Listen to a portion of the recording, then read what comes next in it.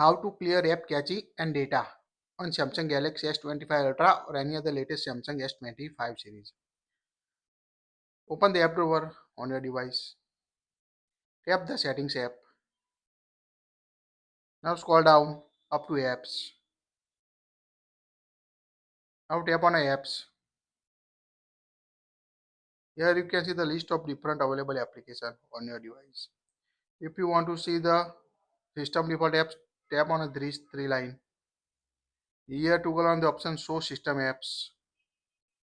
Now you can filter using install, enable or disable or sort by size, last use, last update. Tap on OK to show system application on your device. Now you can see both system application and downloaded application. Now select the application you want to clear app cache. If you facing any app crashing or app freezing issue or slow down application, you will type this clear cache and clear data option. So here we select the Facebook application on my device.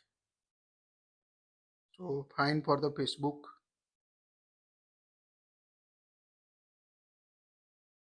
Now tap on a Facebook. You can select the application you want to clear app cache that facing the app crashing or freezing issue.